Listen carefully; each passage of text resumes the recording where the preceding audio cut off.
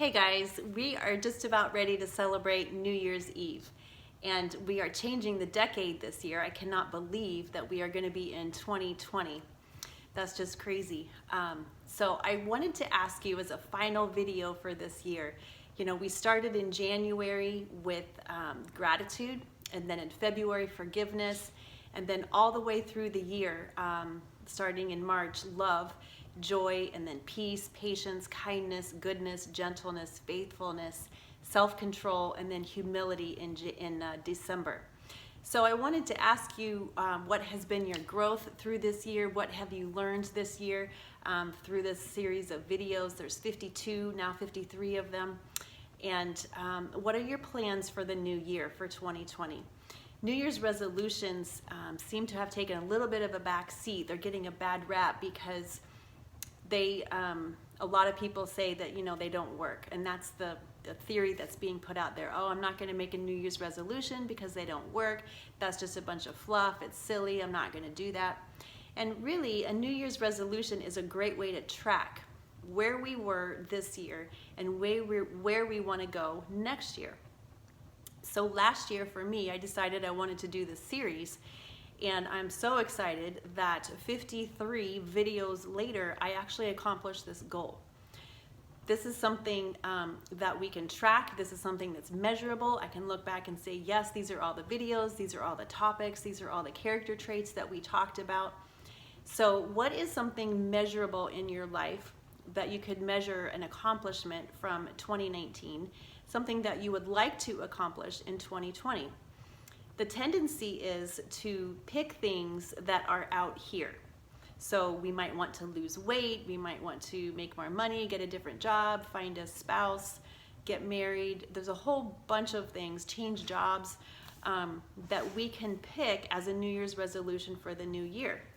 But I'm going to suggest to you that the reason why New Year's resolutions don't work is because we have a tendency to pick things that are out here. And as we've been saying all week, all year rather, that character is something that happens inside. It's our mindset that determines our behavior. So if we take a step back, if we use our New Year's resolution to go back a step and say, what is it about my mindset that I'm going to change for 2020 so that my behavior will follow, so that I will accomplish my goals? So one of the things that I'm working on for 2020 is that I'm working on wisdom. I definitely want to read my Bible more, but I also want to listen and understand the things around me more. Wisdom is not just knowledge. Wisdom is having all kinds of knowledge and then using it appropriately in any given situation to create peace and a sense of camaraderie and contentment. So wisdom is taking what we know and using it and applying it to make things better and making the best decisions. Sometimes those decisions are uncomfortable or hard. They're not always pain-free, but the wise thing to do is something that I really want to do, because then it eliminates all this chaos, it eliminates all the noise. It's a way to be proactive in life. Instead of reactive. It's a way to prevent problems before they happen. It's a way to be organized and clear about our goals, our mission statements. We talked a couple of weeks ago about our core values.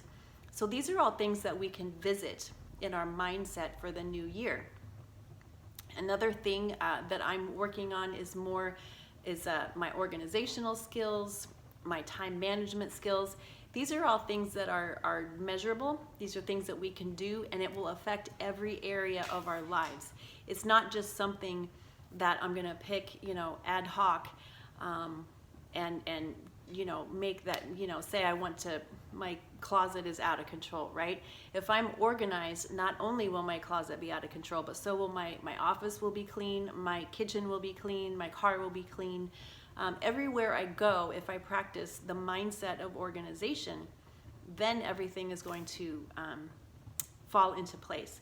So what is it that your New Year's resolution, that your mindset, think about, so if you do want to lose weight or you do want to get a different job, what is the mindset that you're taking into that activity that will either change that behavior and so that you can accomplish your goal, or what is the mindset that you're taking to that weight loss or to that exercise routine or to that looking for a job or going to college, whatever it is.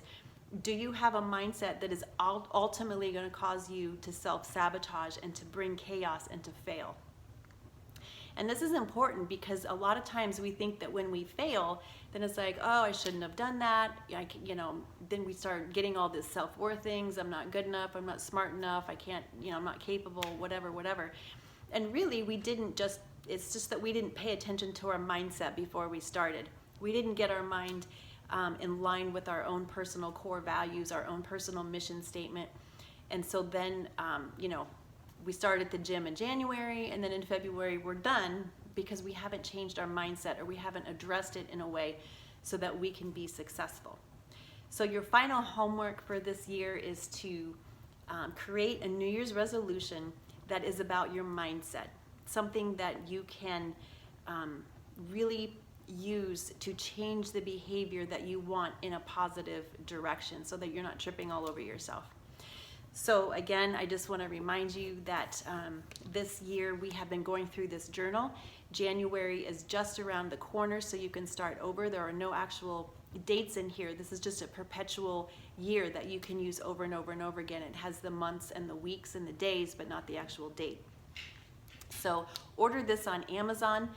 You can go through it again, and this is a great time to look back on what you wrote already during this year, so that you can reflect and see how you've grown. Use it as a metric to measure your results so that you can accomplish even more in 2020. And also the other book that I wrote, I guess I should say that I wrote this, I guess it was assumed. The first book that I wrote is No Arms, No Legs, No Problem. This is the memoir of Bob Lujano. And the story of how all 4 of his limbs were amputated in order to save his life from meningococcemia. These are great stocking stuffers. These are great for the new year.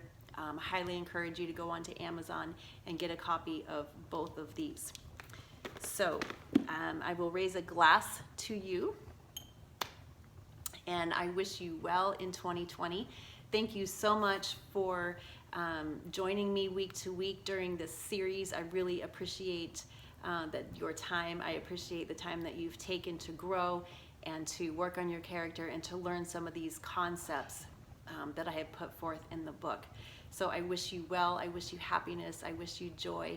I wish you peace in the new year. And since you're not here to toast with me, I have another glass for you. All right? Take care, you guys. Happy New Year. I hope that this year is the best ever. So take care. Thanks for joining me, and I will see you next year in a brand new series. And in the meantime, check out the podcast that I've started. It's called 2 Steps Ahead Podcast. It is on SoundCloud, iTunes, Apple, Spotify, Pandora, YouTube. I will also be posting those videos on my YouTube channel as well. But it's a brand new podcast that we're doing, and it's a lot of fun. So come check it out in the new year.